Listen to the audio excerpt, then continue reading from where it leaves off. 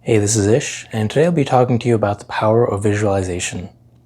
So I'll be covering what visualization is, how to do it, and then I'll be giving you two bonus techniques as well. And by the way, if you want to learn more about visualization, you can check out my new book called Understanding the Law of Attraction, which is now on Amazon and Audible as well. Visualization is where you are looking into your mind's eye and imagining a scene from your desired reality as if it's happening right now. Visualization works because your brain doesn't know the difference between what's happening in your daily life and your imagination. It actually thinks it's the same. And the reason why it works is because visualization fires neurons, which are responsible for transmitting information, interpreting images in your brain as if it's actually happening, as if you're actually performing an action.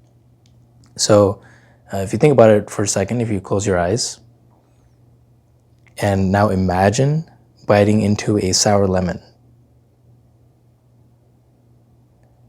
Now, if you actually did this, you might start to pucker your mouth even though there's not a lemon in front of you. And this is because a visualization works really well. And your brain fires off the same sequence as if you're actually doing it, right? You can open your eyes now if they're closed.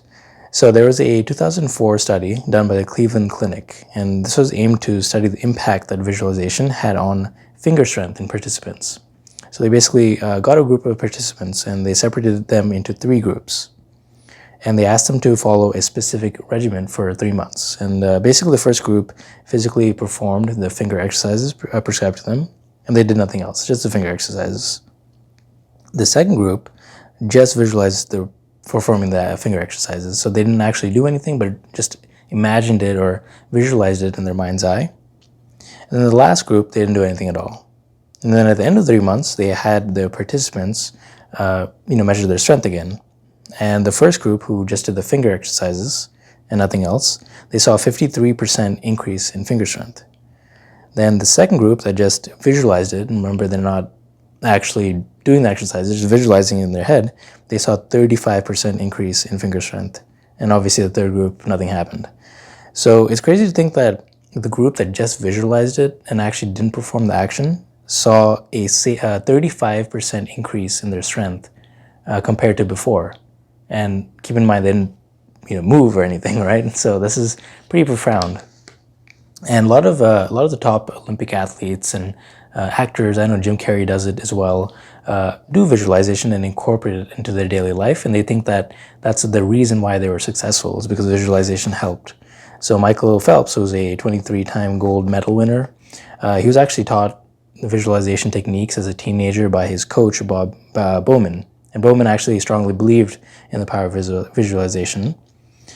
And Emily Cook also uses the technique too, and she's a 3-time Olympic skier. And she says that basically the way she described it was she'd imagine in her mind's eye, I would stand on top of the hill and I could feel the wind on my back as I went all the way down, and I saw the crowd. And she went on and elaborated more about the specific details on how she turned as she went down the slope, and she basically ran the whole process of how everything would go down. And she obviously did manifest a lot of success, so I think it really works for both those athletes and many other people. So the way to actually visualize is, let's actually get into it, is to think of your desired reality as if it's happening right now. So not in the future, but take everything in and bring it to the present moment. And the way to do that is, I'm going to give you an example. Say you want to live in a beach house in Hawaii, right? And you want to imagine a typical day. So perhaps you wake up in the morning, you want to picture in your mind's eye looking at the ceiling. Then you get up and you open the door of your beach house that overlooks the ocean. So really start to think about it in your mind's eye. You can picture the door and go specific in that. Is it a wooden door? Is it a metal door? What is it? If it's a sliding door, think of that. And you want to use all your senses. So if you see the door and then you grab the handle to open the door, try to get a feeling of how the door handle would feel against your hand. So you'd kind of picture that, and then as you open the door, you step outside, and then maybe you smell the ocean scent of the breeze and the sand. You can maybe use your auditory functions, so your hearing, to hear seagulls in the background. and make it as vivid as possible. And basically, and if you know anything but the law of attraction, you attract what you already have. So if you keep picturing this desired reality, for example, living in a beach house, then your brain thinks it's normal, and that's what you ideally want to get to. You want to get to a state where your desired reality is just normal, it's just an everyday thing. So that way, when it actually happens to you, it's not a big deal. Because when we try to grasp onto something that's very far away and it's above what we think we can achieve, we tend to repel it away. But if it's just something natural, it's just like no big deal every day, it becomes a lot easier to obtain that. And obviously I'm going to cover a bit more of that in my book, but one technique that I like to use, visualization technique, is called segment intending. And this is where you imagine what an ideal scenario of the next portion of your day would look like. So in your day, you have different segments or portions, such as waking up, that's one segment. Going downstairs to make morning coffee, that's another segment. Going to work, driving to work, that's another segment. So you have different segments throughout your day if you can divide your day up into segments. And basically what you're going to do is, before the small ones or even the big segments in your life, you're going to take some time to imagine an ideal version of that reality, and then go forward and live that. So right before you go down to make your morning coffee, you would imagine a perfect version of that where you're full of energy, you go downstairs, you hug your spouse, and that will basically prime your brain to look for that in your life. So when you actually do go downstairs, you'll be in a slightly better mood. You're looking for the positive things in your day, and you'll be in a better mood, and your spouse actually might want to hug you, right? Because you're just in a better mood. So you're basically training your brain to look for the good things in your life. And if you repeat that multiple times over your day, it'll become a self-fulfilling prophecy where you tend to look for the good things and that'll be reflected back to you. It's kind of like selective focus. And if you do it long enough and more often enough, your day tends to just be a lot better. It's a perfect way to kind of also take a break during your day as well. And one little hack I like to do whenever I do my visualizations, whether it's segment intending or the proper visualization, is I like to put on my headphones and I'll pull up ambient music or background music on YouTube. So if I'm imagining a scene where I'm in a cafe, for example, let's just say I'm an owner of a cafe, right? Just an example.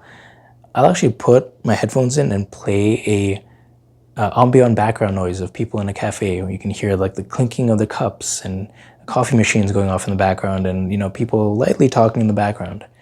And this really helps because, like I mentioned, the goal is to put yourself in the reality right now. So if you have a hard time visualizing and using all your senses, you can kind of cheat in a sense by having sounds play in the background, and that kind of bring your attention so you can focus that into other senses.